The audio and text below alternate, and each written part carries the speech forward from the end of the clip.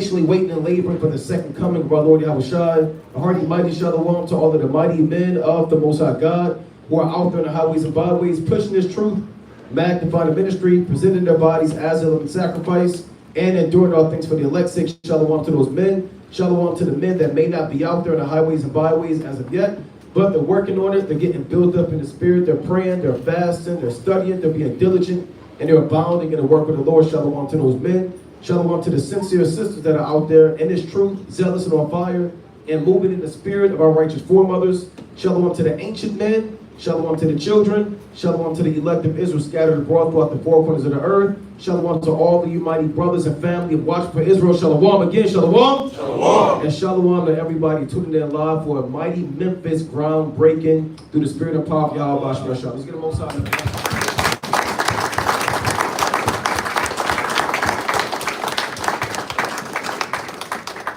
Shabbat Shalom, all praises to the Most High for all the mighty brothers and sisters who made it out here safely.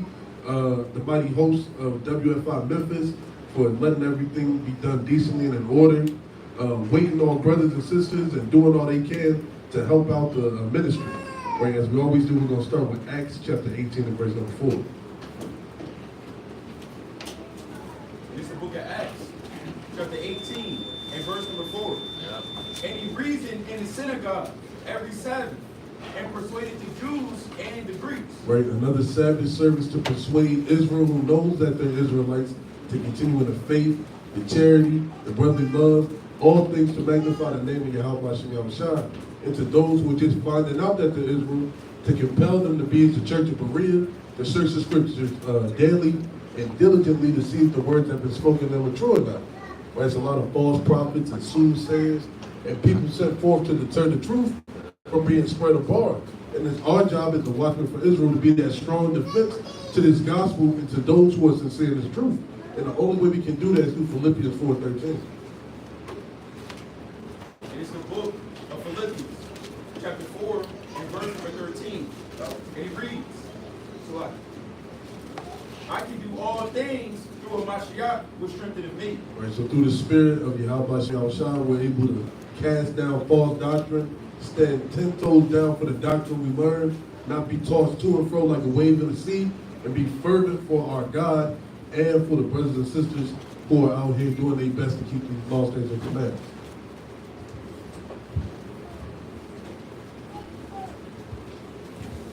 Let's give another hand to the Most High. And all praise to the Most High for all brothers and sisters gathering together through the Spirit. All praise to the Most High for brothers traveling, doing mighty apostleship and the work of the Most High. Right, all praise for Memphis, right, stepping up, doing everything they can to magnify the Most High, His beloved Son Yahushua, as we do every single Shabbat. Let's go to the book of Acts, chapter 17, and verse number 2. This is the book of Acts, chapter 17, and verse number 2. And it reads, and Paul, as his manner was, went in unto them, and 3 Sabbath days reasoned with them out of the scriptures. And as brothers know, it's a lot of doctrines in the last days, man. So we got to reason and be conversant in the scriptures of the Most High. Read. Opening and alleging that a Mashiach must needs have suffered and risen again from the dead, and that this Yahushua, whom I preach unto you, is a Mashiach. Right, and that's what our job is as the apostles and stewards and men of God, is to proclaim the name of Yahweh and the name of His beloved Son Yahushua. And that's what we're sent to do. So as the scriptures say it, we have to reason out of the scriptures upon the Shabbat. Come. Let's get the Most High hand again, man. All praise honor, glory to the Most High God.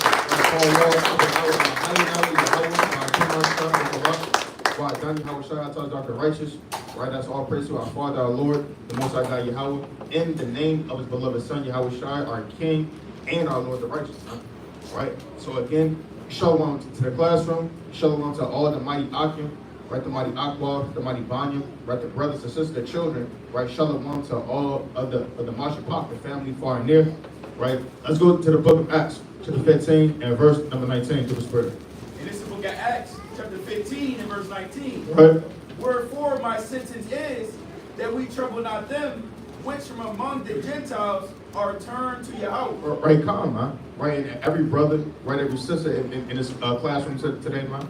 Right, every sister and brother, right, that's tuning in into the live stream, right, tuning in into every Shabbat, man. Right, all of you have turned away, right, from the ways of the Gentiles, right, living of this world, man. Right, doing things of God knows what that we were doing in time past, man. But now turning back unto the Most High. Read on. Read on, verse 20. But that we write unto them that they abstain from pollutions of idols, and from fornication, and from things strangled, and from blood. For Moses of old time had in every city them that preach him, being read in the synagogues every Sabbath day. Every what? Every Sabbath day. Right, come, man. Right, so we're doing the things of old, man. Right, rehearsing the righteous acts. Right, being preached in the synagogue every Sabbath day.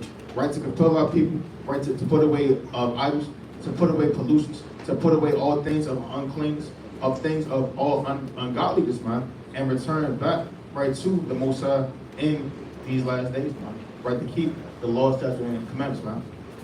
Come, right. So with that, right, we're going to jump straight into the lesson, man.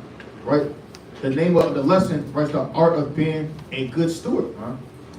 Right, let's kick it off with the book of St. Luke, chapter 16 and verse number 1. Oh, come on, slide.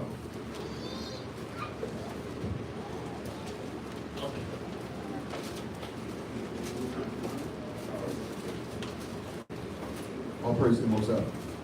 How you say St. Luke 16 and 1?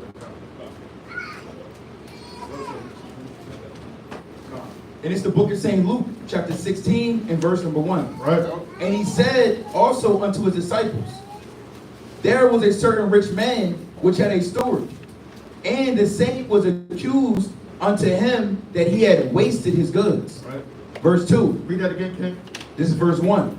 And he said also unto his disciples, there was a certain rich man which had a steward, and the same was accused unto him that he had wasted his goods. Right. It's like, right, come, man. Right, and the Most High, right, when he brings you into this truth, man, and he charged you to be a good steward, man. Right, he charged you to be an overseer of the goods, man. Right, let's get that in the book of St. Luke, chapter 15, and start at verse number 11. And this is St. Luke, chapter 15 and verse 11. And he said, a certain man had 2 sons, and the younger of them said to his father, Father, give me the portion of goods that followed to me. And he divided unto them his living. It's like you're right, calm, man.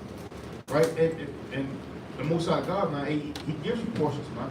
Right, talents, right, to be able to read, to prophesy, man. Right, to have the discernment, man. Right, to be able to discern spirits. Right, to be able to evangelize, man. Right, to prophesy. Right, to have the spirit, man, of charity, man. Right, the Most High, he gives man many talents, many spirits, man. Right, read on. Read on. Come on. Reading on in Luke chapter, St. Luke chapter 15, and I'm going to go to verse 12. It says, and the younger of them said to his father, Father, give me the portion of goods that follow to me. And he divided unto them his living. Verse 13. And not many days after, the younger son gathered all together, and took his journey unto a far country, and there wasted his substance with riotous living. Right, so, right, come on, man. Right, and also, right, on the main fold, right, this is a tale of 2 sons, man. Right, the elder son, right, being a representation of those Israelites, right, that never left the truth, man. Right, that were always amongst the Commonwealth of Israel, man. Right, and then you got those that are of the younger son, man. Right, those, right, that were under the Greeks, man, right, the Romans, that lived like the Gentiles, the other nations, but being grafted and put back into the fold, man. Right, that left their godly and goodly heritage, man, to do God knows what, man. Right, it reads, and not many days after the younger son gathered all together and took his journey into a far country, and there wasted his substance, man. Right, so you don't want to be that man. Right, with the Lord, he charged you with the rich heritage, man. Right, he gives you, man, right, the laws. He gives you the commandments, man. Right, he gives you all things to prosper and to succeed, man. Right, to be above all nations, man. Right, come. come. Right? It's like the Most High, he gives you all things, man, to rule this earth and kingdom. Right? Don't waste and rule your subjects, man. Right? By giving it unto damn weed, man. Right? By giving it to idols, strange gods, pollutions, man. Right? Things that are uncleanness and foul and casting into swamp. Right? Precept. Yeah, I want to get let's go to the book of Ephesians, chapter 4 and 13. Now, like for brothers, the name of the lesson, like the brother said, is being a good steward. Right? A good steward, think of it as someone that's a butler or somebody that controls the possessions of their master. And all of the possessions that we've been given is the wisdom, knowledge, and understanding. And a steward, one of his main characteristics is he has to have integrity. Right? You have people that have skills and they're good with math and they're good with the numbers and they can control the possessions and they're good with trade and commerce and they can communicate. But if you don't have integrity and honor and discipline, you can't be a good steward, huh? Right? Especially with Yahweh Shai, huh? This is the Most High's wisdom we've been given. This is the Most High's jewels, His knowledge, huh? Go to Ephesians 4 and 13 real quick. And this is Ephesians chapter 4 and verse 13. Verse 8. Verse 8. Start at 7. Verse 7. But unto every one of us is given grace. It's given what? Is given grace according to the measure of the gift of Hamashiach. Read that again.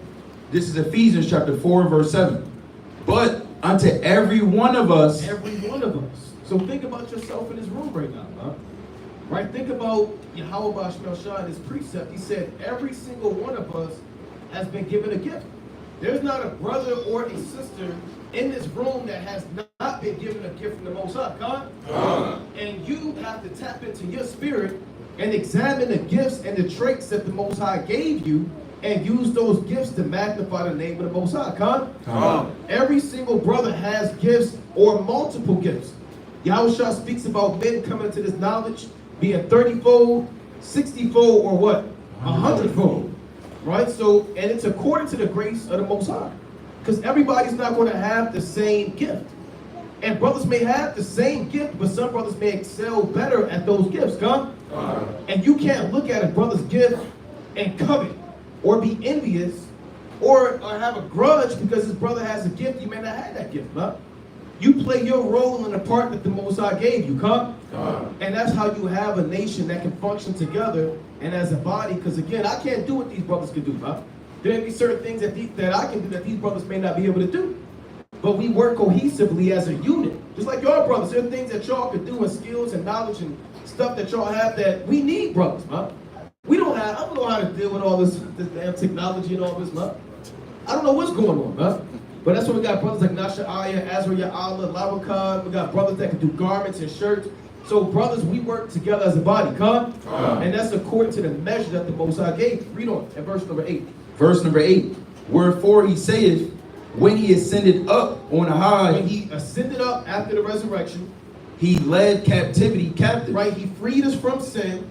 And gave gifts unto men. And did what? And gave gifts unto men. So one of the missions that Yahweh was given from the Heavenly Father when he ascended up in Acts the 1st chapter is he gave gifts unto men.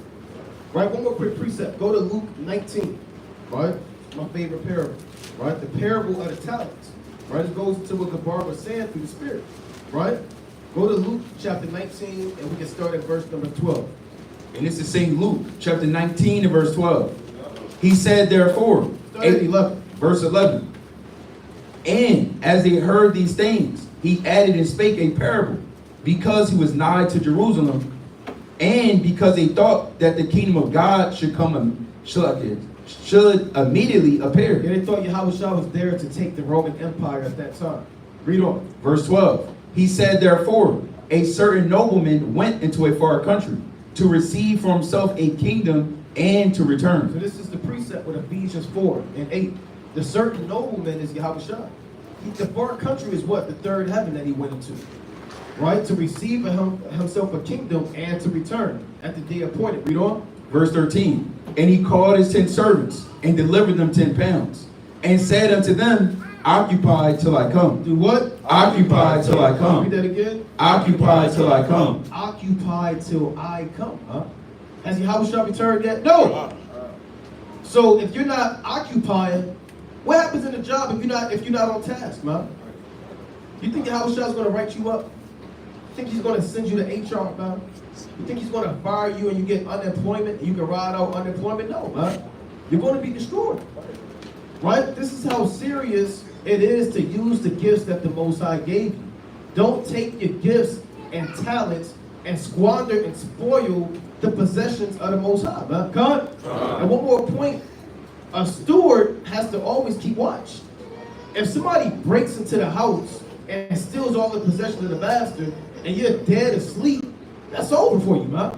Your life is going to go for all of the value of the materials that were lost, God. Even Jacob told Laban, he said, when I was watching your flock, I didn't lose not one sheep. I didn't lose not one ass. I didn't lose not one of your flock, man. He said, that which was torn, I gave it back to you. I paid for it, man. And he was up all night. He told you that in Genesis 31, man. That's the spirit that you want to have. Jacob said he didn't even get sleep, man. He was dealing with the frost and the heat and the elements. That's what a good steward does. He can endure, he has discipline, and he knows that his value is based off of how he deals with his master's possessions. Con? His value, and one more point, I know I said that, but stewards got possessions, man. They got their own thing going on. But that doesn't matter. What matters is the master's possessions. Con? So whatever you have going on, it's secondary compared to what the Most High gave you, which is the gifts and knowledge and wisdom of Yahweh Shem Yahushua. Now, real quick, jump down to verse number. Yeah, real quick, jump down to verse number. I want to get straight to the point, right? Jump to verse number 19. And this is St. Luke chapter 19 and verse 19. And he said likewise to him, be thou also over 5 cities. So the men that did their works, they used their gifts, and they were occupying until Yahushua returned, they received the reward. Right? 10 cities, 5 cities. Read on. Verse 20. And another came, saying, Lord, behold, here is thy pound, which I have kept laid up in a napkin. Which I have what? Which I have kept laid up in a napkin. What's his problem, bro? He kept his talents and he found a napkin. He went out, he got a napkin. Can I hold that? And he took all of the gifts the Most High gave and put it in the napkin, man. And laid it up. Which means what? All of the knowledge and gifts and wisdom and skills and abilities that brothers and sisters may have, you just take it and you just sit on it, man. Here you are, you know how to make garments and shirts for all of the brothers. They have the same shirts for 6 years, man. 7 years. And you have all of the, I don't even know all of the stuff. But you got all of the stuff, man.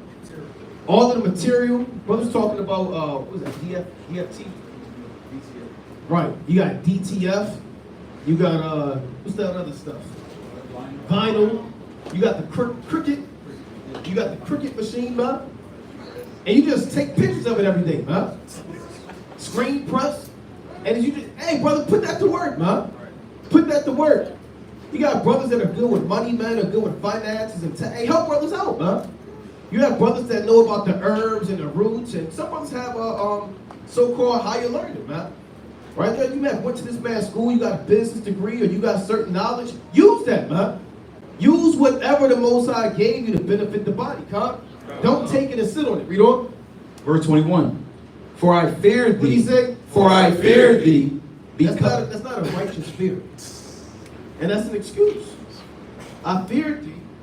For I fear thee, because thou art an austere man. Thou takest up that thou layest not down, and reapest that thou didst not sow. Right, because all the earth is the Lord's and the fullness thereof. Read on. Verse 22. And he said unto him, out of thine own mouth will I judge thee, thou wicked servant. Thou knowest that I was an austere man. Does anybody in here not know that Yahushua is an austere man? Raise your hands so we can tell you. We can remind you. We can go do we'll cancel this breakdown and do a whole other breakdown. Every brother knows Yahushua is an austere man. God. So you got no excuse, man. You can't be like this guy. Thou knewest, read that again. Thou knowest that I was an austere man, taken up that I laid not down, and reaping that I did not sow. Man, you know I do what I want to do, when I want to do it, man. You know who I am. Read on. Wherefore then gavest not thou my money into the bank? It says that at my coming I might require mine own with usury. Right, because you can even get interest, right? You put your money in the bank, you get some profit from it. Read on. Verse 24. And he said unto them that stood by, take from him the Do what? Take from What did the him. Lord say? Take from him the pound and give it to him that had 10 pounds. And they said unto him, Lord, he had 10 pounds. Who's the they? The angels. Who take the understanding from you, and all the gifts that you had that God blessed you with, he'll give it to somebody else that's going to do something with it, right? Take from him. They said, Lord, he had 10 pounds. We did it. It's easy. That's how easy it is. Lord, he had 10 pounds. Go on. For I say unto you that unto every one which had shall be given, and from him that had not, And from him that hath not, even that he had shall be taken away from him. that's But- plain, huh? So everything that you have, if you have understanding, you have gifts, you're using the skill sets, the Most High is going to increase you. And you see brothers increasing, huh? Brothers wax strong and multiple, and some brothers, they get great in multiple things, man. And that's the gift of the Most High. And then some brothers, they wax worse, and the Most High is taking that spirit from you. And once the Most High take that spirit from that brother, don't go away. Next day you see another brother increasing. Or maybe next month, or 3 months, or 2 years from now, like, where that brother come from, huh? Brother wax strong out of nowhere. And then come out of nowhere. For every brother that waxes strong, there's a brother that's waxing weak. Every brother that's increasing, there's a brother that's decreasing. Only 144,000 going to make it, huh? You got it right.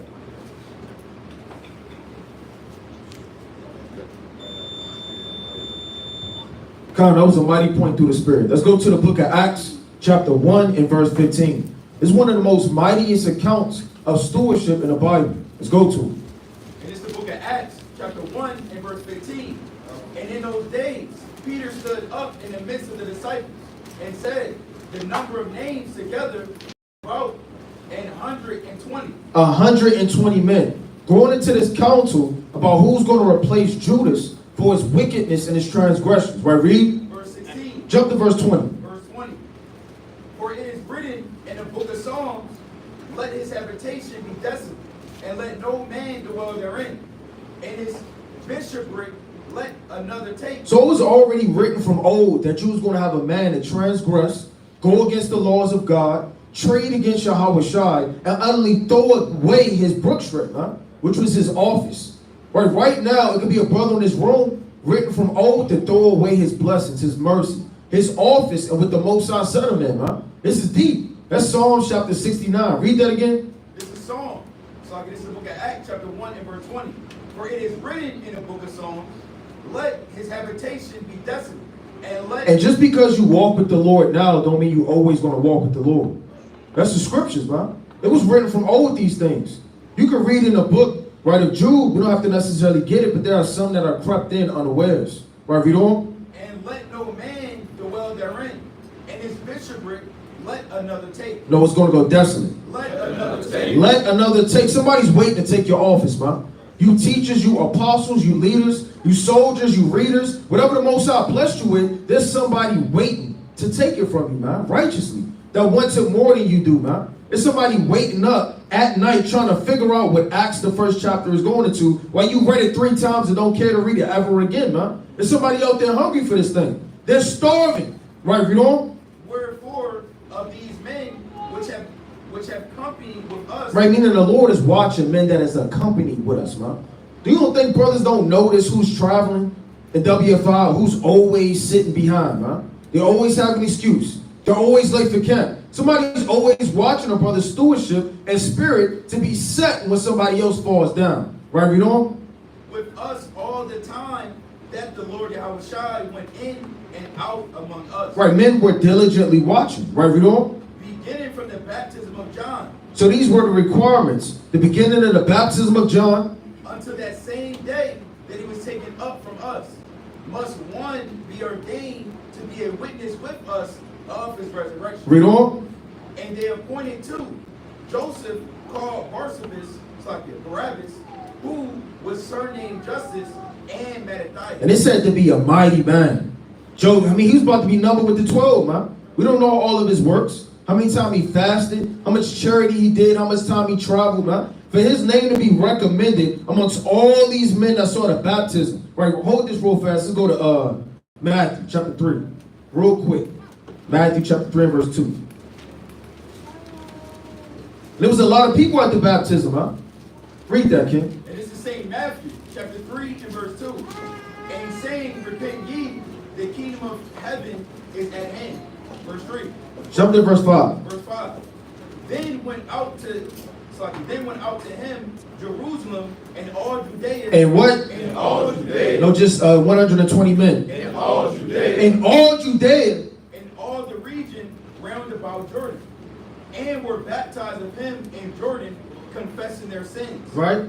But when he saw many of the Pharisees and Sadducees come to the baptism, he said unto them, O generation of vipers, who had warned you to flee from the wrath to come. So everybody was there, the righteous and the wicked. Multitudes of men. You can go back to it. I just wanted to pull that point. So from that very moment until the time Yahushua, you understand that it was going to be ordained witnesses of the resurrection, these two men were picked. Right, read verse 24. So this is the book of Acts, chapter 1 and verse 24. And they prayed and said, Thou Lord, which knowest the hearts of all men. That doeth what? Which knowest the hearts of all men. See, you could be in a competition spiritually with another brother and not know it, man. You could be set up to be an officer, set up to be the next teacher, man. Set up in the spirit world, these things are going on, man. Who's going to take this office when this guy right here is secretly smoking behind closed doors? He's secretly fornicating behind closed doors. He's secretly going to halal and lewdness and wickedness, and the Lord is taking away his spirit. Who's going to set their office? Read. Show whether these two thou hast chosen. Now, how do you show by the fruit that brother manifests, man? By that tree. Then you can't deny the fruit. Read. Verse 25. That he may take part of this ministry and apostleship, from which Judas by transgression fell, that he might go to his own place. Right, last point. Verse 26. And they gave forth their lots. It was such a matter of they didn't know that they had to cast a lot, man. Think how deep that is. That you're being compared to another brother so highly that you have to just put it in the name of the Lord, man. I don't know, man. You can't just weigh it out on a mortal level. Okay, this brother's always on time, this brother reads more, this brother's more consistent, this brother gives more arms, since he eats, he tosses, man. Obviously, we're going to go with this brother. These brothers were so on fire that they said, you know what, we have to cast our lots. Read. Verse 26. And they gave forth their lots, and a lot fell upon Mattathias, and was numbered with the 11 apostles. And he took on that stewardship, man, because he was ordained from old. Come. And that's a mighty point through the Spirit, man. Hey, the service of the Most High is something that everyone has to meditate upon from day to day, right, in this walk, in this truth. You're leaving the world behind, man, right? We went into that last week in Memphis. Hey, you got to leave this world behind, man, right? And being a good steward means you're faithful, right? Let's go to the book of 1 Corinthians, and let's jump into chapter 4 and verse 2, Bible Shah. And this is 1 Corinthians. Matter of fact, start from the top, King.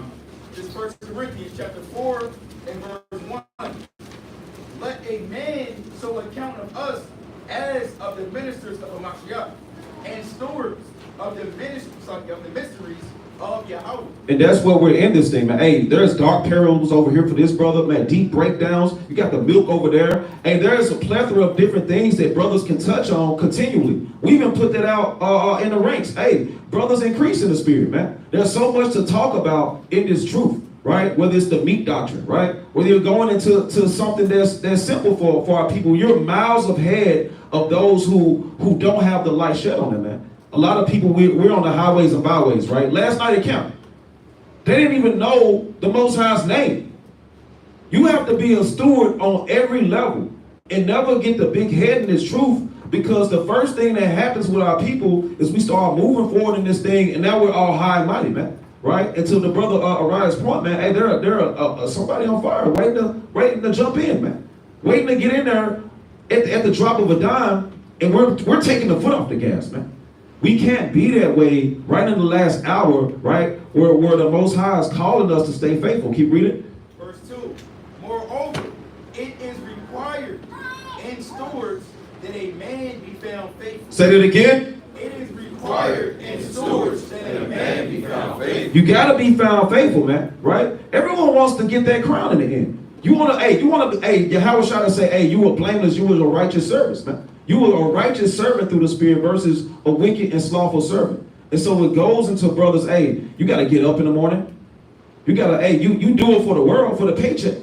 You got to push through the Spirit for your Yahweh Shai, the same way that you will push through or as your old man in the world. You didn't have any problem for sin, man. You didn't have any problem going hard for the world, man. Right? So we can't be slothful in His truth, right? We have to remain faithful through the Spirit. Let me get another precept real quick. Ecclesiastes chapter 10 and verse 18 through the Spirit. It's the book of Ecclesiastes, chapter 10 and 13. 18, Bible shot. It's the book of Ecclesiastes, chapter 10 and verse 18. By much slothfulness, the building decayed, and through idleness of the hands, the house dropping through. And brothers was making a mighty point, man. You can't be a steward in this truth and you're slothful. You don't want to put your brick in, or that envious spirit takes a hold of you and you're looking at every other brother and measuring yourself and just taking yourself out the fight now, man. That's the spirit, man. And a lot of times we have to continue to push forward by looking at how hard somebody else is going, man. Hey, you can be just as much on fire. You can't take yourself out of the fight. Not at this moment, not at this hour, man. With that, I give. All praise to the Most High. And like brothers was going into, right? A chief attribute of being a steward is to be selfless, right? Is to think about others over top of yourself, like the brother was going into, right? Damn my possessions, I'm worried about the master's possessions. And that's how we have to look at the sheep of Yahweh Shai. These are the Lord's possessions, and we have to do everything to make sure that they're well fed, they're dressed, they're sheared, right? There's no harm that's going to come to them. Let's go to Colossians chapter 3 and start at verse number 15. So being selfless is key, right? In this world, they teach you to be selfish. It's all about me, me, me. What do I want to eat? What do I think? Get it how you living, man, right? In this truth, you got to forsake all those ideologies that you learned in the world. It's how can I help my brother? How can I help the congregation? How can I magnify the name of the Lord with my actions, man? Right? We do these works with our hands and our feet, man. That's how we show that we love the Lord. That's how we show that we love the sheep. Like the brother Nahum said, man. They didn't know the name of the Lord. What's a good steward do? They provide that information so they can go forward with it with their lives and serve the Lord wholeheartedly. Right? Bring that out, okay? And this is the book of Colossians, chapter 3 and verse 15. Yep. And let the peace of Yahweh rule in your hearts. So you got to let the peace of Yahweh Shai rule in your hearts. How do you get that peace? By reading, by talking to brothers, by hearing brothers' testimonies about how they overcame certain situations. That restores your faith in the Lord. That's how the peace of the Lord comes upon you. Right, keep reading, King. To the which also ye are called in one body. So we're called in one body to do the same thing. If this brother's not at peace, then I'm at peace. If I'm not at peace, that brother's not at peace. Right? We're called to be one body. Right? And be ye thankful. Verse 16. Let the word of Hamashiach dwell in you richly in all wisdom, teaching and admonishing one another in psalms and hymns and spiritual songs, singing with grace in your hearts to the Lord. So that's how we're supposed to continue the peace of Yahweh Shai dwelling upon our hearts. By admonishing, teaching, right? Giving ear when a brother needs counsel. Right? One more, go to Nehemiah chapter 8 and 1. Right? Sometimes you have to stay up and listen to a brother complain and get his, what's the word I'm looking for? Get the weight off his chest. Right? He may be talking to you from 2 a.m. to 5 a.m. Right? But you got to be selfless, man. You got to let that brother get it off his chest. Provide precepts. Right? Don't say, well, brother, I'm tired. I'll talk to you later, man. You'll deal with it. Right? I'll see you at camp. Now, what if the brother don't come out the camp, man? What type of steward are you, man? You let that spirit overtake your brother, and now he's back in the world, drinking a fifth every 2 hours, man. Right? That falls on you. A steward would never let his master go without a plate being in front of him. A steward would never let his master go out of his house without every belonging that he needs to get through the day. And that's our job as being brothers and sisters in this truth, to make sure that our brothers have what they need, and our sisters have what they need to be able to combat these demons and these devils out here. Right? Let's bring it out here. And it's the book of Nehemiah, chapter 8 and verse 1. And all the people gathered themselves together as one man in the street that was before the water gate. And they spake unto Ezra the scribe to bring the book of the law of Moses, which Yahweh had commanded to Israel. Verse 2. And Ezra the priest brought the law before the congregation, both of men and women, and all that could hear with understanding, upon the first day of the 7th month. So they set the priest Ezra up to teach the people as they was building the foundation and the walls of the temple, man. They was building the foundation of Jerusalem. That's a mighty thing to do, right? So they read the law to all who could comprehend, right? One more verse, King. Verse 3. And he read therein before the street that was before the water gate, from the morning unto midday. How long was he doing his stewardship? From the morning unto midday. There was no complaining. There was no, I'm tired, I don't want to do this. He did this because the Lord commanded him to do it, man. He did it from morning to midday, reading the law, encouraging the people. And what did people do after they heard it? They wept. They cried, right? And they all said in unison that they're going to do what the Lord commanded them to do. Right, let's finish up that verse in front of that. It says, before the men and the women and those that could understand, and the ears of all the people were attentive unto the book of the law. So the Lord had him do that, and all the people were attentive to the law, right? They weren't distracted. They weren't thinking about what they're going to do with their sheep later, how they're going to cook up their lamb, right? They were attentive to the law because the Most High put it in their spirit to listen to the priest to understand how to get things back in order, how to make sure things were moving appropriately, that Jerusalem could be raised back up. Right? That's right. All praise. Right, so let's go back to the in the book of St. Luke, the 16th chapter. Huh? Right, so it's extremely important. Huh? Right, a steward has to be diligent. Huh? Right, knowing the state of the flock. Right, so bring it out in the book of St. Luke, 16 and 1. And this is St. Luke, chapter 16 and verse 1.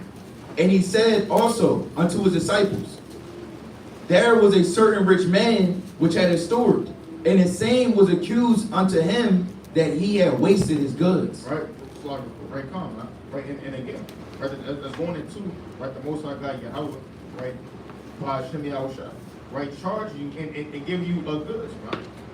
Right, read on. Verse 2. And he called him and said unto him, how is it that I hear this of thee? Give an account, Salakia, give an account of thy stewardship, for thou mayest be no longer steward. Right, calm, right? Right, and every day, man, right, brothers also had to give an account of your stewardship, man. Right, are you checking in with your prospects, man? Are you checking in on the soldiers, man? Right, are you doing your videos? Right, are you doing things, giving counsel, understanding, man? Right, are you doing the things sufficient that's needed to build up the body? Right, to raise up the ruins, man? Are you teaching? Right, or are you being that man that's having all of your talents, man, and gifts under a napkin, man? Right, I mean, because brothers, they got the spirit to make videos, man. I mean, every brother, if you have a household, man, every brother has the ability to teach, man. Right, every brother doesn't have to go into Daniel 11, man. Right, go into 2nd Ezra 11, 12. Right, 15, 16, right? To go into the in-depth dark breakdowns and purpose and dark sides, man, of old, man. But every man has the ability to be a steward, man. Right, to teach, man, and to present the words of life, man, of God. Right? Let's go to, so actually, read that again, King. This is St. Luke chapter 16 and verse 2. And he called him and said unto him, how is it that I hear this of thee? Give an account of thy stewardship, for thou mayest be no longer steward. Right, come, man. And the Lord said, man, for thou mayest no longer be steward, man. Right, I mean, the Most High, he can take you out this thing, man, and set up another brother, man. Right, that is willing, man, to be an overseer thereof, man. Right, let's go to the book of 1 Chronicles, chapter 28 and verse 1.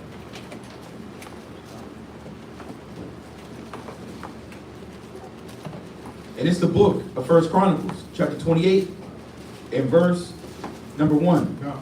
And it reads, and David assembled all the princes of Israel, the priests, the princes of all the tribes, and the captains of the companies that ministered to the king by course, and the captains over the thousands, and captains over the hundreds, and the stewards over all the substance, And what? and the steward over all the substance Read.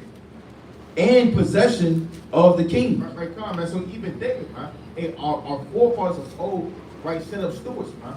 Right, men that were diligent, man. Right, men that took great care, man. Right, of the king's substance and possessions, man. Right, how much more did the possessions, right, that the Lord has given you, man. Right, the talent to be able to sow, right, to be able to go and do things, right, with the with all the so-called tech and make shirts, man, right, to make sure that the website and things, and to be innovative, man, right, because the steward also has to be an innovator, man, right, has to know how to create, man, right, how to make things more efficient, right, making sure that all things are placed in order through the Spirit, man. Right, read. Read it on. It says, and of his sons with the officers and with the mighty men and with all the valiant men unto Jerusalem. Right, John. Right. Let's jump to the book of 2 Chronicles, chapter 34 and verse number 12. Actually, start at verse 10.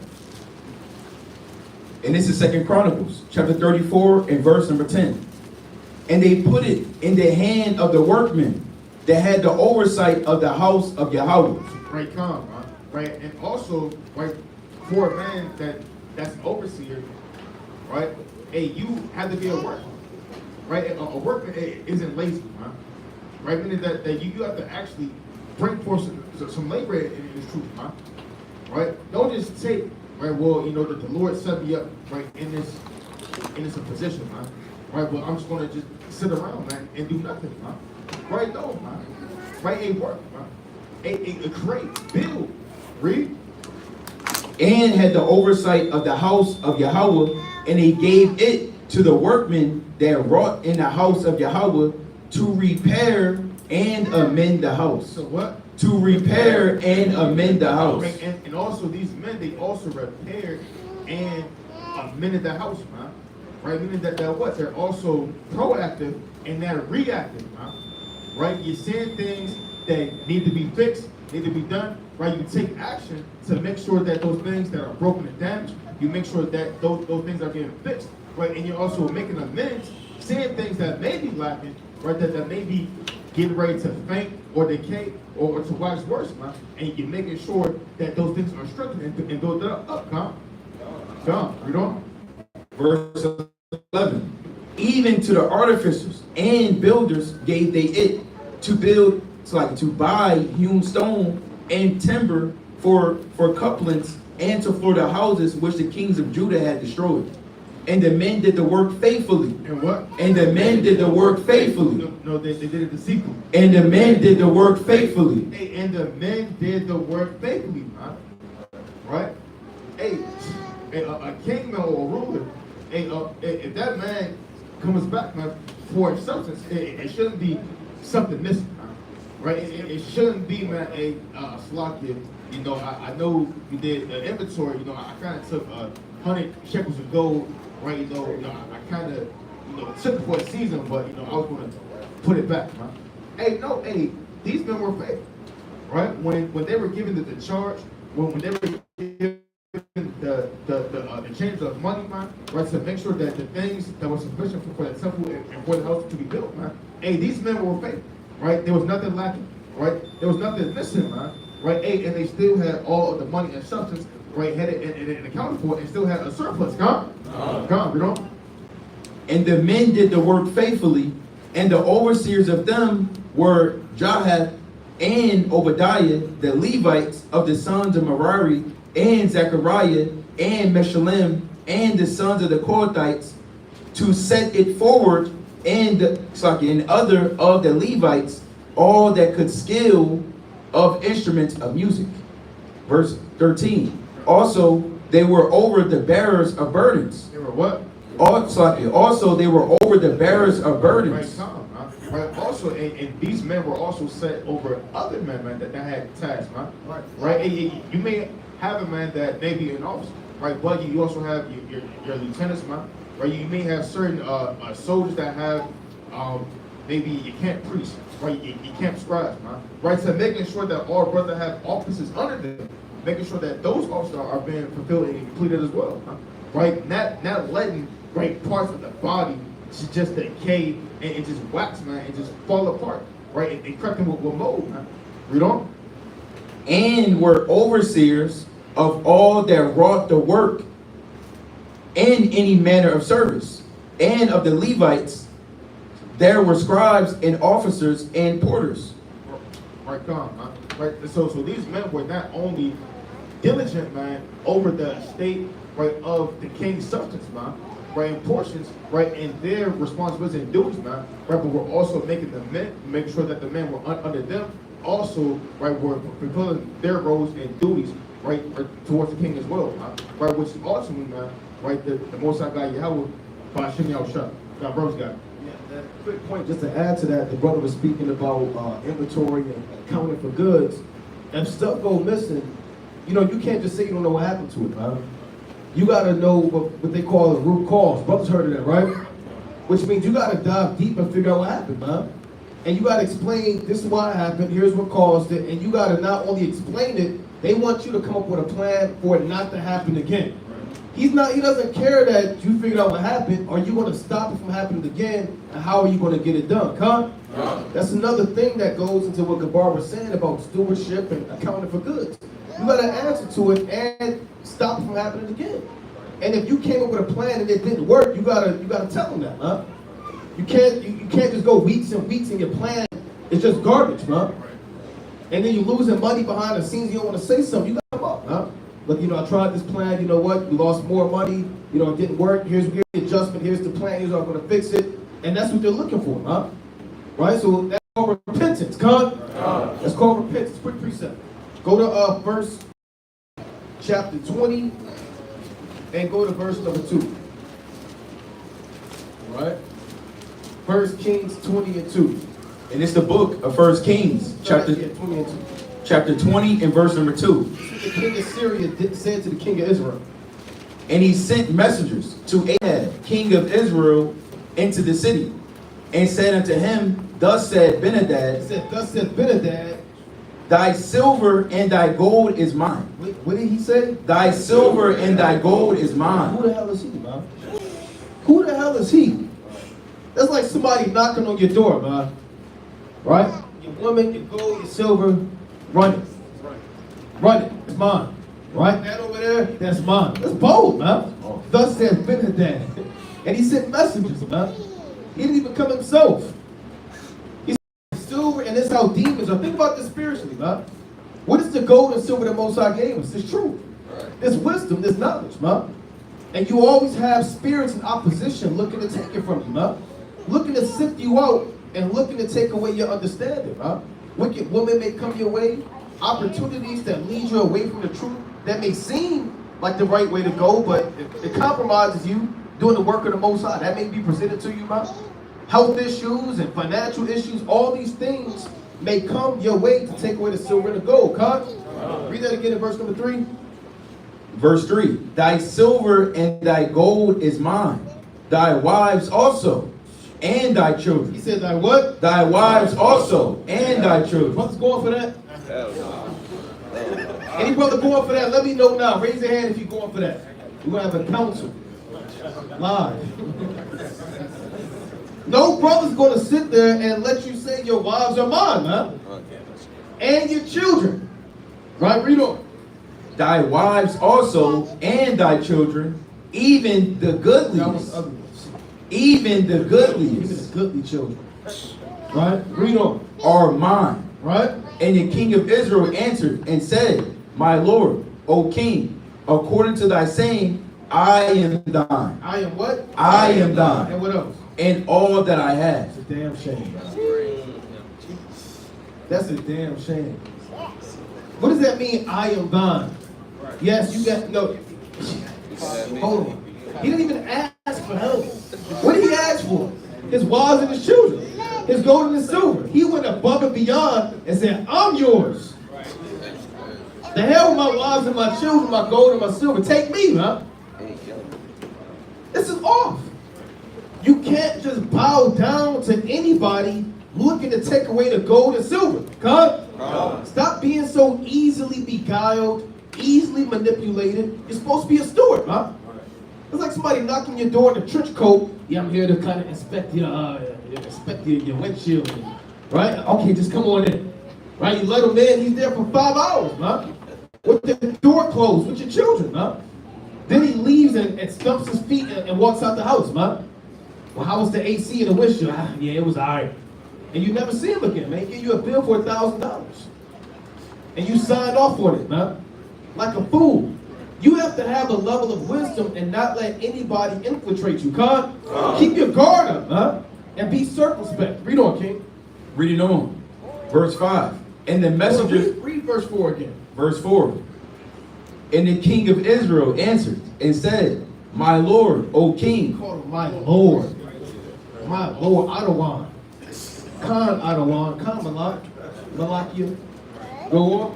According to thy saying, I am thine. I didn't even say that. Right, read on. And all that I had. Go on. And the messengers came again and said, Thus speaketh Benadad, saying, Although I have sent unto thee, saying, Thou shalt deliver me thy silver and thy gold and thy wives and thy children, right? Yet I will send my servants unto thee tomorrow. When these demons can come, tomorrow. Come today and tomorrow. If you bow down so easy today, they know that, man. They coming tomorrow. Oh, that was that easy, man. He went for that woman. Just like that. He cooked up his riches and knowledge for that job. He push over. He just laid down. Job said we need 50 an hour on the Shabbat. He took it like that, man. What else can we do, man? Right? What else can we do? He's easy. And people know you. Men know you like that, man. Right. They know if you easy, man. If you a come up, man. Right. You're naive, you simple. You know, we was talking about that earlier, man. Brothers used to buy life insurance policies and from strangers and selling your cars to random men. You know? So don't be like that, man. Be wise, right? And have understanding. So read on. He said, yeah, since he told me he's going to give me everything, here's what else I want. Yet I will send my servants unto thee tomorrow about this time, and they shall search thine house and the houses of thy servants. And it shall be that whatsoever is pleasant in thine eyes, they shall put it in their hand and take it away. Right. What does that mean? Right? Just take whatever we want, huh? Oh, you that easy? Man, just take whatever you want, man. We coming tomorrow. We coming back tomorrow, man. And whatever they want, they gonna take it from it. So if you don't put up a fight and contend and watch, these spirits know you, man. Remember they said, Yahweh I know, and Paul I know, but who are ye? Right? So be mindful that these spirits know you, and they can easily take your silver and gold if you want, if you let them. If you let them. Another quick precept. Go to 2 Kings chapter 16. Right? In verse number 7. Don't be like Ahab, huh? Don't be easily overthrown and easily manipulated and easily infiltrated and just having your master's goods taken from you, huh? Read that. This is 2 Kings chapter 16 and verse 7. So Ahaz sent messengers to Tiglath-Pileser, king of Assyria, right? Saying, I am thy servant and thy son. And thy what? And thy son. So he's worse. One king said, I am yours and all that I have. Then another wicked king says, you know what? I'm your son. Right? Just call me your dad. I'm your son. You can have whatever you want. Read on. I am thy servant and thy son. Read that again. I am thy servant and thy son. Read it one more time. I am thy servant and thy son. I am thy servant and thy son. A lot of brothers are sons to lust demons, man. Just whooping you, controlling you, telling you what to do, man. Chastising you. Right? Get up in the morning, do this. Stay up late at night and do this, man. Some people are the sons to lust and covetousness, man. And money and finances, man. You eat, breathe, sleep, and live money, man. And any money move, it takes rule over you. You go wherever the money go, man. No matter if it's righteous or wicked, man. Don't just be subservient and be a son to anybody. We sons of who? Yahweh Shem Yahushua, man. This man said, I am your servant and your son to a heathen. Read on. Come up and save me out Read of that again. come up and save me out of the hand of the king of Syria, Right? and out of the hand of the king of Israel, which rise up against me. Now, what did he do? Let's see if he's a good steward. And Ahaz took the silver and gold that was found in the house of Yahweh, and in the treasuries of the king's house, and sent it for a present to the king of Assyria. You got a problem right there, man. You got a problem. He took all of the value from the house of the Lord and gave it to a heathen. All of his treasures. He didn't even have to get robbed. He robbed the Lord, man. Right. And that's what you do. When you take your knowledge and wisdom that the Most High gave you and you willfully give it away, you rob the Lord, man. You're robbing Yahweh Shem Yahushua. Right? Read on. Verse 9. And the king of Assyria hearkened unto him, for the king of Assyria went up against Damascus, and took it, and carried the people of it captive to Kir, and slew Rezin. Okay, anytime you sacrifice on the left-hand side, they're with you, man. Those demons are with you. It's easy to get help on the left-hand side, right? That's how Cain was. That's how Esau is. When you sell your soul, you sacrifice, you do these things on the left-hand side, you get easy opportunities, easy riches, easy come-ups, come? So you got quick help, huh? Right? When you sell out and give all your goods to these demons, you're going to get exactly what you want. Right? But you may not get what you want in the long haul. Come? Read us a little bit more now. Verse 10. And King Ahaz went to Damascus to meet Tiglath-Pileser, king of So Assyria. he wanted to meet him face to face. So he's waxing worse and worse. First he sent messengers, then he said it wasn't enough. Then I have to give you gold and silver, then I gotta meet you. Face to face. I gotta see you. Read on. And saw an altar that was at What Damascus. the hell was he doing there, man? He had no business being at Damascus. But he saw an altar at Damascus. And King Ahaz sent to Uriah the priest the fashion of the altar and the pattern of it, according to all the workmanship thereof. So he saw that what the heathen were doing. He said, here's the treasures in the house of the Lord. Break down that altar. Right, yeah, Exodus 25, 26. So yeah, break all that down. You see what they got over here? Build it how the heathen got it, man. Build it how the heathen got it. Here's the blueprint. Here's the dimensions. Here's the pattern. Break all your Howard stuff up, man. And build his stuff. I'm his son. That's my dad. Build it how I want it, man. Read on. And Uriah, right? It says the priest built an altar according to all that King Ahaz had sent from Damascus. So Uriah, the priest made it against King Ahaz. So Uriah the priest made it against King, came from Damascus. So the point is, what did this king do that he wasn't supposed to do, man? He willfully neglected the treasures of the house of the Lord. Right. Not only did he do that, he coveted what the heathen had. And he patterned his life after the life of the heathen. Officer Nahum just said, we got to come out of what? The world. He said, we're coming out of the world. You can't pattern your life after what the heathen are doing, huh? And take all your gold and silver and give it to them. Have value and appreciate the knowledge the Most High gave you, man.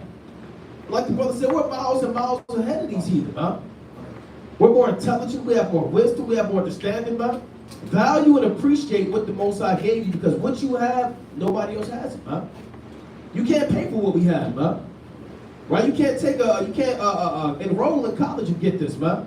This has to be given to you directly from Yahweh Shem Yahushua. So don't be like Ahaz and be like Ahab and easily bow down to these demons that want to take all of the goods away from your master. Be a faithful and a good steward. That's right. Let's go to the mighty book of 1 Samuel, chapter 9 and verse number 2. Man. Let's see wicked stewardship in the Bible. It's all in the scriptures. Let's go to it. And this is 1 Samuel, chapter 9 and verse 2. And he had a son whose name was Saul, a choice young man, Right, choice young man, read. and a goodly. And there was not among the children of Israel a goodlier person than he. Right, just because you're goodly in the eyes of men, you may be tall, right? You may be strong. That's nothing to do in the eyes of the Most High, man. A lot of people glory their own strength, glory their own precepts, their own breakdowns, as if there's something that they're not, man. And man, to look at man like he's something that he's not. Oh, praises, I don't want. He bowing his head down like he met a damn angel, man. Like he met Yahweh in the flesh. You can't give glory unto man. Man is not just strength in your arm. Right, read? Read on. It says, from his shoulders and upward, he was higher than any of the people. Right, so they're looking at Saul as if he's some god, man. Just because he's tall and stature. Right, read on. Verse 3. And the kisses of Kish, Saul's father, and the asses of Kish, Saul's father, were lost. And Kish said to Saul's son, take now one of the servants with thee, and arise and go seek the asses. Right, go seek the asses. You have a duty to do, man. Right, he was sent to seek asses, man. Not anything glorious or strong or go, take down his fortress, take down his tower. He was sent, his first beginning, right, as he's introduced, is to seek asses, man. Right? And as he's sent to do that, right, read 1 Samuel 9 and verse 5 in the GNT. So he had a job to do. He had stewardship to be over these asses. Right, read them. This is 1 Samuel chapter 9 and verse 5 of the GNT.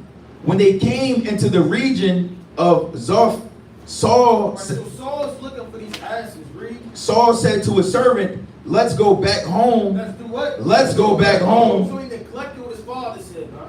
Hey, forget what my father said. I want to go back home. Or my father might stop thinking about the donkeys and start worrying about us. That's all. So forget the challenges that my father said for me to do. Forget my duty. Forget what I'm set to do. Let me just get lost and get low so my father can stop worrying me, man. That's wicked, man. You know how many times brothers get on brothers to go harder? And how brothers had that same mentality of Saul? Man, stop worrying me, man. Stop worrying me, man. Stop giving me that peer pressure. Read that again. This is 1 Samuel chapter 9 and verse 5.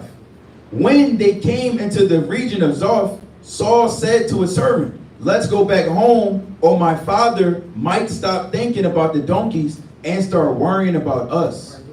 The servant answered, wait, in this town there is a holy man who is highly respected because everything he says comes true. Let's go to him and maybe he can tell us where we can find the donkeys. Right, so they're trying to figure out what they ought to do. Let's go to 1 Samuel chapter 10, and let's start at 14. 1 Samuel chapter 10 and verse 14. And this is 1 Samuel chapter 10 and verse Start at 9. Verse 9. And it was, So this is what you call a reprobate. Somebody sent to do something, but he withdraws from his office and his duty over what he was caring for. Right, read on. This is 1 Samuel chapter 10 and verse 9. And it was so that when he had turned his back to go from Samuel, Yahweh gave him another heart. And all those signs came to pass that day. Right. Verse 10. And when they came thither to the hill, behold, a company of prophets met him. And the spirit of Yahweh came upon him, and he prophesied among them. And it came to pass, when all that knew him before time saw that, behold, he prophesied among the prophets, then the people said one to another, what is this that he kept, what is this that is come unto the son of Kish? Is Saul also among the prophets? Right, Saul also among the prophets. Jump to verse 13. Verse 13. And when he had made an end of prophesying, When he stopped prophesying, he came to the high place. And Saul's uncle said unto him and to his servant, whither went ye? And he said, to seek the asses. And when we saw that they were nowhere, and when what? and when we saw that they were nowhere, That's a damn lie, man. They didn't see that they were nowhere. They turned away from the stewardship of looking for the asses. And that's wicked, man. So he went another way, he prophesied, but then left the prophets, didn't seek the asses, right, read? we came to Samuel. And Saul's uncle said, tell me, I pray thee, what Samuel said unto you. And Saul said unto his uncle, he told us plainly that the asses were found, but of the manner of the kingdom whereof Samuel spake, he told him not. One more precept. Go to 1 Samuel chapter 9 and verse 26. 1 Samuel chapter 9 and verse 26. This is 1 Samuel chapter 9 and verse 26. And he arose early, and it came to pass about the spring of the day, that Samuel called Saul to the house, to the top of the house, saying, Up, that I may send thee away. And Saul arose, and he went out both of them, he and Samuel abroad. Verse 27. And they were going down to the end of the city. Samuel said to Saul, Bid the servant pass on before us. And he passed on, but stand thou still a while, that I may show thee the word of Yahweh. Right, that I may shew thee the word of God. So really, it was Samuel's servant that really wanted to go. So like it was Saul's servant that really wanted to go to Samuel. So I mean, spiritually, when you're looking at it, he wasn't really looking to prophesy. He wasn't even looking for the ashes. He was just a reprobate wandering abroad from his office that his father sent him to. That's why it's very important to stay on track, man. Lest you get overthrown. Right, read verse 27 again. Verse 27. And as they were going down to the end of the city, Samuel said to Saul, Bid the servant pass on before us. And he passed on. But stand thou still a while, that I may show thee the word of Yahweh. Right, we're not going to go through all the precepts, but I mean, Saul, when you go into it, he was a reprobate. He didn't take care of the kingdom. He didn't take care of the asses. He didn't take care of anything he was set over. That's why the Lord removed him. I'll jump in there. Con, hey, and through the Spirit, man, brothers is bringing that out mighty. These are beautiful points. Lord willing, brothers and sisters are being edified through the Spirit, right? These are all points that we have to take back and meditate upon in your own households, man, right? We don't want to be hypocrites in these last days, taking up the office, and then, we have to get rebuked through inconsistencies and just being, right, a liar, essentially, man, right? We want to be righteous through the Spirit, man. And being righteous, right? You can't be like the brother brought up, man, that Ahaz brother, man. Let's go to First Maccabees, right? And let's get the other spectrum, right? Let's look at what it looks like to be wise and to not give in to bribes, man. Offering you the whole world to leave Yahweh Shem Yahushua. First Maccabees chapter 2, and let's start at verse 17 through the Spirit. Here you go, King. This is the book of First Maccabees, chapter 2 and verse 17. Then answered the king's officers and said to Mattathias and his wives, Thou art a ruler and an honorable and great man in this city, and strengthened it with sons and brothers. Don't think the enemy doesn't know that y'all are being strengthened through Yahweh Shem Yahushua. Don't think that people aren't paying attention to Israelites all over the world, man. Coming together and doing things mightily through the Spirit, gathering together under the umbrella of righteousness, man. And they're paying attention. And they're looking to infiltrate through all sorts of wickedness and crafty counsel. Keep Verse 18. Now therefore come thou first and fulfill the king's commandment, like as all the heathen have done, yea, and the men of Judah also. Say it again. Yea, and the men of Judah also, and such as remain at Jerusalem. They're going to try to entice you, man. They're going to lean in and, don't you want to move on a house on a hill? Don't you want to be set for life, you and your children? Read. So shalt thou and thy house be in the number of the king's friends, and thou and thy children shall be honored with silver and gold and many rewards. And what? And many rewards. That's what the world wants you to do, man. They want you to trade your righteousness, as the brother said. They want you to have that Esau spirit, man, just for a pot of soup, man. Give it up, man. Take off your fringes and put on that tuxedo with the tie, man, with the suspenders, man. Go back to work. Hey, put your head down. They want coons, man. They want the sisters to be out of order. They want them on a blade, man. That's what we call it out here on the blade. When you walk, you drive down Lamar, there's just sisters walking down looking for a John, man. Right. They want our people to be bugged out, man. But you're here learning how to be a great, mighty, righteous, humble, meek steward, even a servant through Yahweh Shem Yahushua. Keep reading. Verse 19. Then Mattathias answered and spake with a loud voice. With a what? With a loud voice. Wait a minute, he mumbled. With a loud voice. And he scratched his head and started beating around the bush. With a loud voice. Read. Though all the nations that are under the king's dominion obey him and fall away, every one from the religion of their fathers, and give consent to his commandments, yet will I and my sons and my brethren walk in the covenant of our fathers. What are we doing today? Walk in the covenant of our fathers. What are we doing forever? Walk in the covenant of our fathers. Come on. Keep reading, kid. Yahweh forbid that we should forsake the law and the ordinances.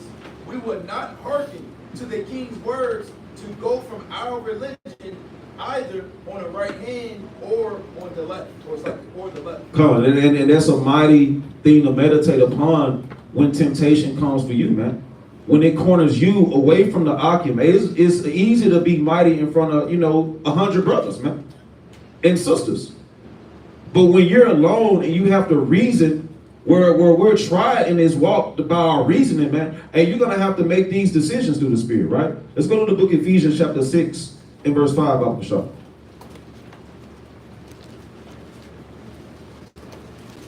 It's the book of Ephesians, chapter 6, and verse number 5. It says, servants, be obedient to them that are your masters according to the flesh. With fear and trembling. With what? With fear and trembling. Read. And singleness of your heart as unto a Mashiach. Read. Not with eye service as men pleasers. And that's what'll make you give up this walk, man. You want to look good in front of the world. That'll make you fall away as a servant, as a steward of your Hashem Shai, just to take your girl out and feed her a pork sandwich at the barbecue shop, man. And we had a mighty camp yesterday. Brothers can attest. There was one brother who walked up and he stayed like damn near through 3 sessions of teachers, him and his wife. At the end, the brother was calling her his girlfriend. At the end, he was calling her his wife, man. At the beginning, this brother had a black in his hand. By the end, he was throwing that thing like a 3-pointer into the garbage can, man. Through the Spirit, you all are apostles in service, mighty teachers, right? You all are healers, builders, and we have to continue to build upon the things that are righteous in the Spirit. You never know who's watching you, man. Even the brothers from Chicago, they'll say they go through the store and somebody will see them and they put them in the Spirit. Somebody they never seen before is watching them, man. Looking at how you're moving through the Spirit, man. So continue and have integrity. Keep reading, King. Not with eye service. Not with eye service, read. As men pleasers, but as the servants of Hamashiach, doing the will of Yahweh from the heart. And that's what this righteousness goes into, being a servant, being a steward, man. With that I get. Come. And to let me back on the brother's point of temptation, right? Being a good soldier in Yahweh Shai, you have to have discipline. Right? Discipline is key as you walk in this truth, man. And we all got to work on our discipline, man. Nobody's discipline is where it needs to be. If anybody says that their discipline is where it's at, right, you're just lying to yourself, man. There's no man worse than a man that'll lie to himself. Right? You're just deceiving yourself when you're walking around looking foolish. Right? So we got to make sure we're increasing in discipline, man. Because where your heart is, that's where your treasure lies. Right? And if your treasure is in the riches of this world, or like the brother said, admiration of man, you're going to fall 10 times out of 10. The complete amount of times you're going to fall, you're not going to be able to get back up. Right? The Lord is going to judge you. Right? Let's bring out an account of that happening. Let's go to 2 Kings chapter 5. And we can start at verse number 15. Right? A quick synopsis of this chapter, man. Right? This is Elijah and we call him his helper. Right? His helper. Right? So they went and they did a miracle in the sight of the Syrians, man. And the Syrians wanted to pay for the miracle, man. Wanted to pay for clearing Naaman's leprosy. Right? Let's see what he says. This is the book of 2 Kings, chapter 5 and verse 13. Verse 15. And he returned to the man of God, he and all his company, and came and stood before him, and he said, behold, now I know that there is no God in all the earth, but in Israel. Now therefore I pray thee, take a blessing of thy servant. right? So the man was healed of his leprosy.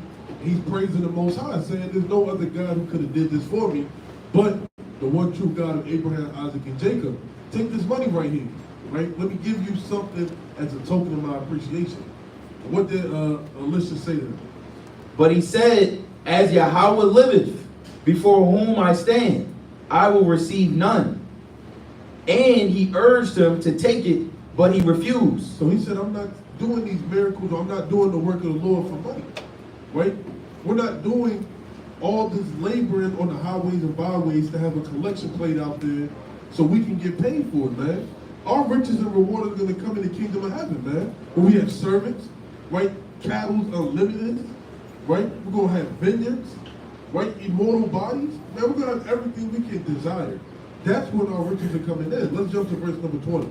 Verse 20. But Gehazi, the servant of Elisha, So the servant or the steward of Elisha came back.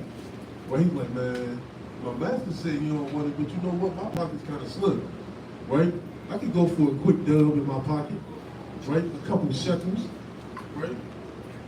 the man of Yahweh, said, behold, my master has spared Naaman, the Syrian, and not receiving at his hands that which he brought. But as Yahweh liveth, I will run after him and take somewhat of him. So he said, as the Lord liveth, the man of God denied that offering, but I would go get mine. And I ain't even do nothing, right? That's like this brother doing a 24-hour marathon, and I'm monetizing the channel, and I'm getting paid and haven't done a damn thing, right? Keep going, King. So Gehazi followed after Naaman and said, when Naaman saw him running after him, No, he walked to him. saw him running after him, That's discipline, man. Discipline to tell you, I'm not going to go after my lust. I'm not going to let the cares of this world take over the integrity that I have for this truth. The integrity that I have to serve Yahweh Shem Shai. Right, so he ran after Naaman. he lighted down from the chariot to meet him and said, is all well? And he said, all is well. My master had That's sent. a Jake thing to say. Yeah, all is well. You know, I'm cool, man. Everything's straight. I'm enduring. Right, I'm enduring. Right, those are the three things you'll hear from a brother when you text Shalom King. How you feeling? All is well. I'm enduring. Right. Keep going, King. And he said, all is well. My master had sent me, saying, behold, even now there be come to me from Mount Ephraim 2 young men of the sons of the prophets. Give them, I pray thee, a talent of silver and 2 changes of garments. So he came up with a lie instantly and said, look, just give me a little bit of money for what my master did so I can go and give it to them. Right? And the Most High put on that heathen spirit to know that he was lying. Right? Couple more verses. And Naaman said, be content, take 2 talents. And he urged him, and bound 2 talents of silver and 2 bags with 2 changes of garments, and laid them upon 2 of his servants, and they bare them before him. Verse 24.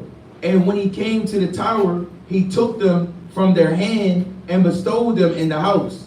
And he let the men go, and they departed. So he took these gifts and he let them go, man. Even though he conjured up this lie just to receive portion of something he had no part in. Right? But he went in and stood before his master, and Elisha said unto him, whence comest thou, Gehazi? So the Most High always will put it on the brother's spirit. Right? Whenever you about to go to hell off and do something you ought not to do, you get a phone call. Right? It's a brother you didn't expect to call you today. He got a question to ask you. Right when you in the midst of your wickedness, you about to go to hell off, right? You look at the phone, there's a brother in the camp, man. Right, that's the Most High putting it in that brother's spirit to stop you from destroying yourself, man. And he comes back from after destroying himself, and the Most High put on Elisha's spirit to say, where you coming from? Right, keep going, King. And he said, thy servant went no whither. So he even lied to his master, man. He lied to his master and said, I didn't go anywhere, right? I wasn't around you for about 4 hours. I didn't go anywhere. Reading on, verse 26. And he said unto him, went not mine heart with thee when the man turned again from his chariot to meet thee? Is it a time to receive money and to receive garments and olive yards and vineyards and sheep and oxen and men servants and maid servants? Right, so we're doing these works of the Lord. Is now the time to receive the blessing from the Most High, or does it come in the latter time? Right, it comes in the latter time, right? We're storing up those spiritual treasures in those storehouses for when we do need it, man. When we do need the Most High's help, right? I'd much rather receive it in the day of temptation and trouble than now when I can go walk to the store and get whatever the hell I need, right? So what was the judgment that happened to Gehazi? Verse 27, that leprosy thereof of Naaman shall cleave unto thee, and unto thy seed forever. And he went out from his presence a leopard as white as snow. So because he let that discipline be slack, or he didn't have the integrity to not want to get these worldly possessions, him and his seed became lepers as snow forever, man. Right? We may be on the highways and byways today, and sure enough call one of Gehazi's seeds an Edomite. You don't even know, man. So you got to think that the discipline that you lack or that you don't have doesn't just affect you. It affects your family. It affects all of us, man. And that's why brothers always say the most important part about being a leader or being a brother is upholding your integrity. Being disciplined. Knowing that somebody's watching even if you don't see the eyes following you. Right? Right, and I just want to read this too to let me back, just going into a bad steward. Now, this is, I looked up what makes a bad steward. So it says, a bad steward is someone who mismanages resources, neglects responsibilities, or acts against the best interest of the entity they are meant to serve. Now, here's key characteristics of a bad steward. And think about this spiritually. Mismanagement of resources. This includes wasting, neglecting, or failing to properly care for what you have been entrusted to take care of. Lack of accountability. Read that again. Lack of accountability. A bad steward avoids taking responsibility for their actions and decisions, potentially leading to a lack of transparency and trust. Huh?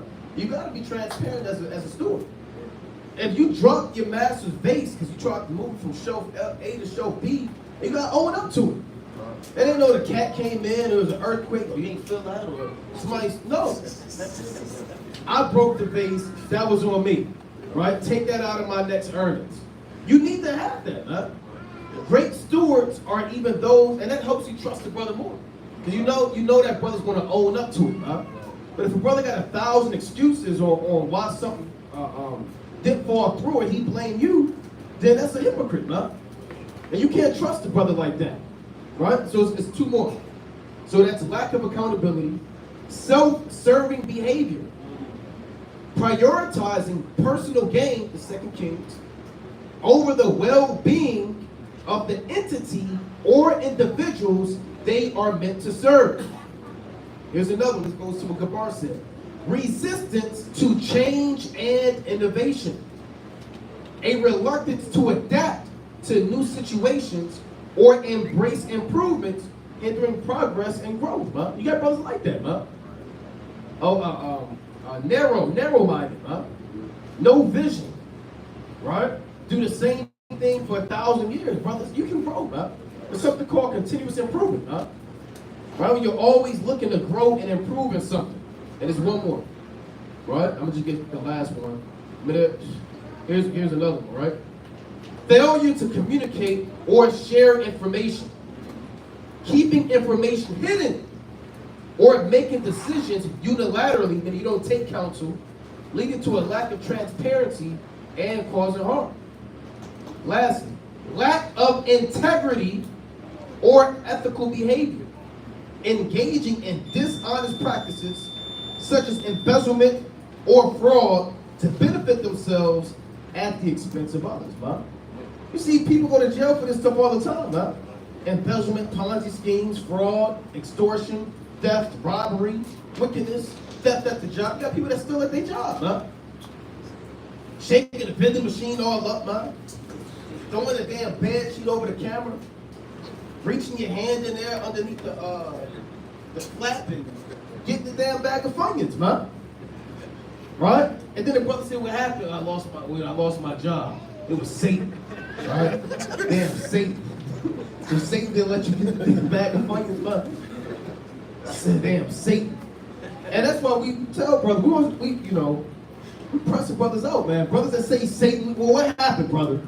Not just going for Satan, huh? Right? You got to keep asking why. Was it Satan? Right? Well, brother, was it you, huh? What happened? Well, I got fired. Why? Satan. Well, what really happened? It was the vending machine. Well, what do you mean? It was the fun. Well, what about the fun? My hand got stuck. Why'd your hand get stuck? Well, I was trying to get in there. Well, do what? To steal. Oh, that's why you got fired. So it's not Satan, huh? It's you. So you have to have integrity and be transparent about what you're going through, huh? Come, man. Right? Let's go to the book of St. Matthew, right, chapter 20 and verse 6, man. Come, real fast, man. Right, come. Right, the book of St. Matthew, chapter 20 and verse 6, man. Right, just to let me back all the points that brothers made, man. Right, because, right, again, right, a steward, man. Right, he can't be someone can't be trusted, man. Right, that's also lazy, man. Right, which also another aspect. Right, bring that out in Matthew 20, verse 6. And it's the book of St. Matthew, chapter 20 and verse 6. And about the 11th hour he went out and found others standing idle, and said unto them, why stand ye here all the day idle? Right, God, man. Right, and you got certain men like that. Right, they just stand around idle all day, man. Right, don't do nothing. Don't put your hand towards the plow, man. Right, you're just looking to think that you're going to get a free trip on the chariot, huh? Right, you're just going to just lean and munch and leech off the works of our brothers, huh? Right, and that's going to give you a one-way free pass to the kingdom, huh? Right, a good steward, man, he can't be idle, right? He can't be self-willed, you know? Verse 7. They say unto him, because no man had hired us. He said unto them, go ye also into the vineyard, and whatsoever is right, that shall you receive. Verse 8. So when even was come, the Lord of the vineyard said unto his steward, call the laborers and give them their hire, beginning from the last unto the first. Come, right, and in that that day, man, whatever works, right, that man has put in, huh? Right, a brother, he is going to receive the reward of his hire, huh? Right, so if you put in, man, right, I have, but energy, man, right, hey, you're gonna get that same reward, man, right, but if you're being diligent, man, right, being prudent in matters, man, right, then you are going to get a king's ransom, man, right, get that in the book of First Ezra, right, 7 and verse 1, right, we'll get a few more and wind down. Just 7. Come. First Ezra 7 and 1. It is the book of First Ezra, chapter 7 and verse 1. Then Sisines, the governor of Silo, Syria, and Phineas, and Satrabins, with their companions, following the commandments of King Darius, did very carefully oversee the holy works. Did what? Did very carefully oversee the holy works. Read. Assisting the ancients of the Jews and governors of the temple. Right, read on. And so the holy works prospered. So what? And so the holy works prospered Read. when Aggeus and Zacharias the prophets prophesied. Right, come, man. Right, so these men, man, and who very carefully, man, overseeing the works, man. Right, the Most High, man, right, have all things to prosper in their hands, man. Right? So as the brother had went into, man, right, you can't just let things just break. You can't just let things fall. You can't just let cattle or let things just pass by, man. Right? You should take every moment, every day, and every opportunity in this truth, man, to make sure that you're maximizing the talents and all the things, man, right, that the Most High has given you. Right? Acts 20 and 28.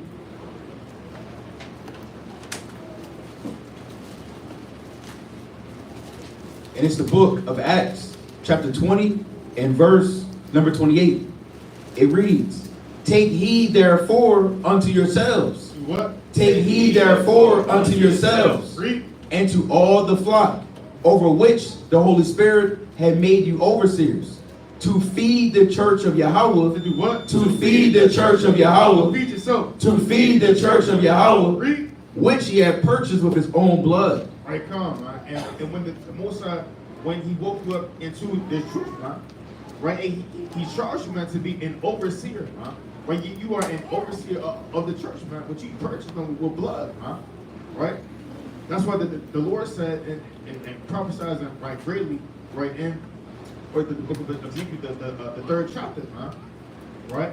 And that blood, man, shall be upon your own head, man. Right? If you don't go in and prophesy. Matter of fact, let's get that real fast. Right? The book of Ezekiel, the 3rd chapter. Right? Ezekiel chapter 3, and start at verse. Right, come. Right? The book of Ezekiel chapter 3, and start at verse number 17. And it's the book of Ezekiel, chapter 3 and verse 17. Son of man, I have made thee a watchman unto the house of Israel. Therefore, hear the word at my mouth, and give them warning from me. Right? When I say unto the wicked, thou shalt surely die, and thou givest him not warning, nor speakest to warn the wicked from his wicked way, to save his life. To do what? To save his life. Read. The same wicked man shall die in his iniquity, but his blood will I require at thine hand. Right, come. Right, see that, man? Right, but his blood will I require at thy hand, man.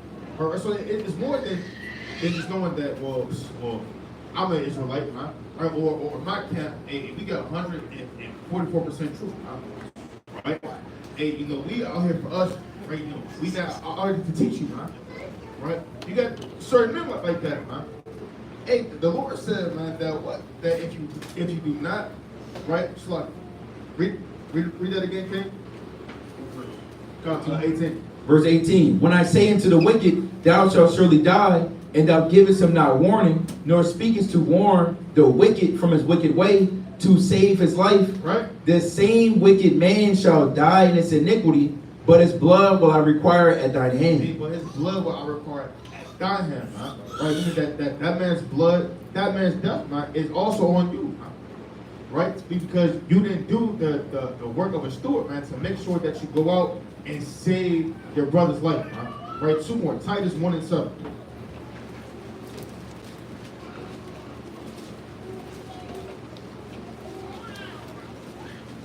And it's the book of Titus, chapter 1 and verse number 7. For a bishop must be blameless, as the steward of Yahweh, not self-willed. Now what? Not self-willed. Right, come, man. Right, and also, right, being a steward, man, right, you must be also blameless, man, and not self-willed.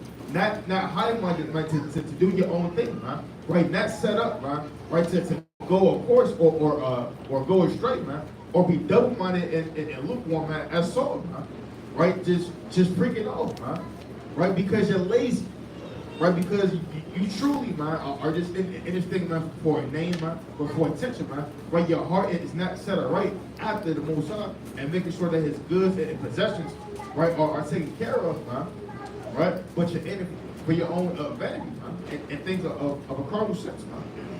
Right, 1 Peter 4 and verse number 10. And this is 1 Peter, chapter 4 and verse number 10. As every man have received the gift. As what? As every man have received the gift. Been a teacher. As every man have received the gift. Was been an apostle. As every man have received the gift. Read.